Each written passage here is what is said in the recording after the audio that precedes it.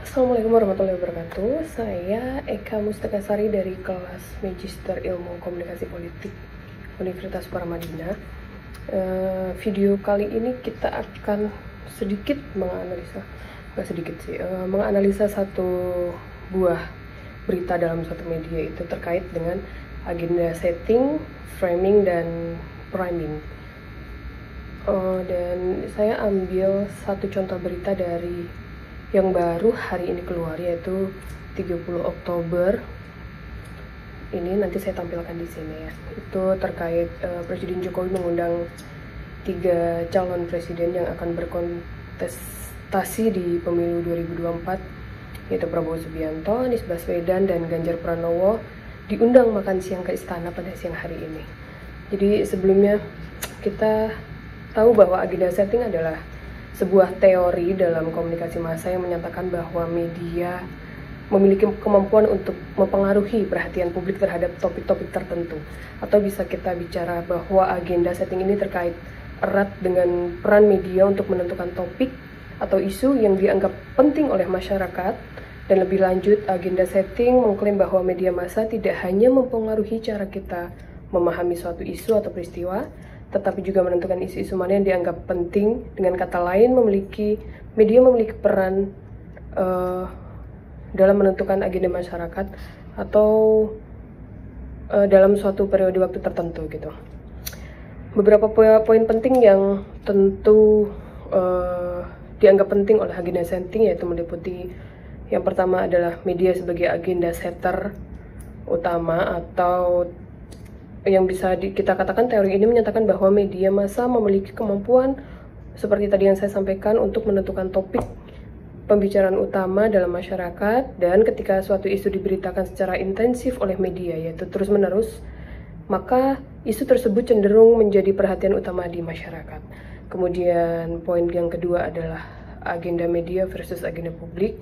Dan yang ketiga yaitu agenda setting ini memiliki pengaruh politik, yang mana apabila isu yang dilemparkan adalah terkait politik, maka isu ini akan menjadi memberikan sebuah influence atau sebuah pengaruh kepada masyarakat, bagaimana nanti akhirnya masyarakat menentukan pilihan politiknya. Nah, terkait dengan berita yang hari ini muncul, yaitu Presiden Jokowi mengundang para capres untuk makan siang bersama di istana, kita bisa analisa bahwa agenda setting yang diberikan oleh media adalah, kita tahu Presiden Jokowi dalam beberapa kali kesempatan mengatakan bahwa beliau netral, bahwa beliau bersikap netral dalam pemilihan presiden 2024, dan beliau juga menyampaikan pada saat kesempatan lain, seperti contoh saat beliau berpidato di hadapan para relawan Projo, bahwa dia menyatakan ojo ke susu. Kemudian meski demikian, kita sempat sering sekali mendengar gestur Presiden Jokowi mengatakan bahwa pemimpin yang memikirkan rakyat itu adalah pemimpin yang berambut putih. Nah, gestur-gestur tersebut meski cenderung berpihak pada salah satu calon presiden, yaitu kita tahu bahwa di antara ketiga kandidat hanya Ganjar Pranowo yang memiliki rambut putih, namun Presiden Joko Widodo selalu menegaskan bahwa dirinya bersikap netral, kemudian tidak berpihak pada salah satu kandidat, dan kemudian tidak ada kuasa atas menentukan siapa capres dan cawapres yang didukung oleh PDI Perjuangan. Namun demikian, ketika nama Gibran santer terdengar akan mendampingi Prabowo Subianto, sebagai cawapres, kemudian netralitas Presiden Jokowi itu diragukan karena banyak yang menilai keputusan Mahkamah Konstitusi ini menjadi kontroversial terkait hal ini, karena di situ terdapat Ketua MK yang mana notabene adalah paman dari Gibran sendiri. Dan banyak yang beranggapan bahwa kemudian Presiden Joko Widodo tidak bersikap netral, dan ada campur tangan Presiden Joko Widodo di dalamnya. Jokowi dianggap menghalalkan segala cara agar anaknya bisa mengikuti pemilu dengan menjadi cawapres Prabowo Subianto. Dan Dalam hal ini agenda setting yang terdapat pada berita siang hari ini, yang mana Presiden Jokowi mengundang capres ketiga pasangan calon presiden ini makan siang bersama, ini adalah upaya pembuktian netralitas presiden yang saat ini menjadi pembicaraan di banyak ruang publik. Untuk kemudian bahwa analisa framing, kita tahu bahwa framing adalah proses di mana media memilih sudut pandang, kerangka atau perspektif tertentu dalam melaporkan suatu berita atau isu. Artikel-artikel atau misalkan berita-berita tertentu kemudian menjadi penting sebuah framing dalam membentuk persepsi publik terhadap berita atau isu yang ditampilkan. Dan media memiliki kekuasaan untuk mengubah cara masyarakat memandang suatu isu.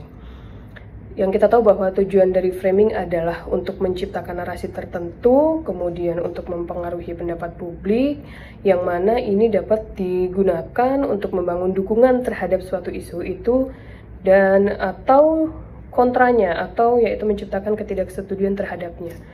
Framing dapat mengubah pandangan masyarakat dari yang tadinya pro menjadi kontra, dan kemudian yang tadinya setuju menjadi tidak setuju, yang tadinya satu suara kemudian menjadi berlawanan, dan ini tergantung frame atau bingkai yang diciptakan oleh media. Maka pada berita tersebut bahwa kita bisa mengambil analisa framing yang berhasil dibentuk oleh media adalah Presiden Jokowi tidak berpihak di salah satu calon presiden sebagai peserta kontestasi pemilu di 2024 nanti, meskipun beliau sempat memberikan gestur akan mendukung Ganjar Pranowo sebagai penerusnya karena berasal dari satu rumah yaitu PDI Perjuangan.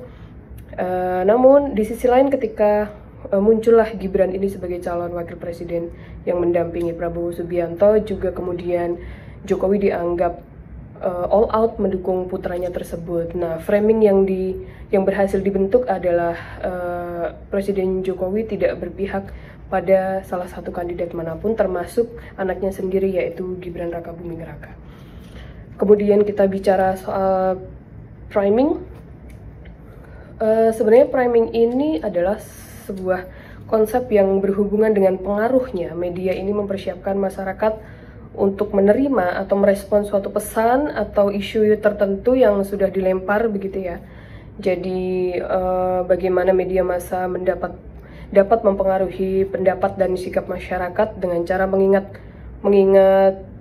mengingat mereka pada suatu isu tertentu yang kemudian mungkin bisa menjadi cara untuk mengevaluasi pesan-pesan politik atau sosial. Media menggunakan framing untuk menciptakan perasaan atau reaksi tertentu pada audiens. Jadi framing ini diharapkan bagaimana masyarakat kemudian menjadi harus bersikap seperti apa gitu. Jadi reaksi, persepsi, point of view individu yang menerima framing dari media ini akhirnya bisa tersampaikan sesuai dengan apa yang kita terima dari framing. Kita bisa mengingat bahwa sering sekali Presiden Jokowi menyampaikan dia bukanlah ketua umum partai politik, yang kemudian beliau bisa menentukan kandidat capres-cawapres yang akan diusung oleh partai politik di dalam pilpres. Kemudian sering kita mendengar bahwa dugaan sebutan Pak Lurah ini diarahkan ke Presiden Jokowi. Bahkan ada pula yang mengatakan bahwa Presiden Jokowi adalah pemain caturnya untuk mengarahkan para pion ini. Dan namun kemudian dalam kesempatan makan siang bersama kali ini seolah memberikan pernyataan jelas atas sikap Presiden Jokowi pada Pilpres 2024, yang mana dia tetap netral, tidak bermain dua kaki, meskipun di dalamnya terdapat Ganjar Pranowo selaku sesama kader PDI Perjuangan yang diharapkan bisa meneruskan apa yang sudah beliau kerjakan selama 2 periode.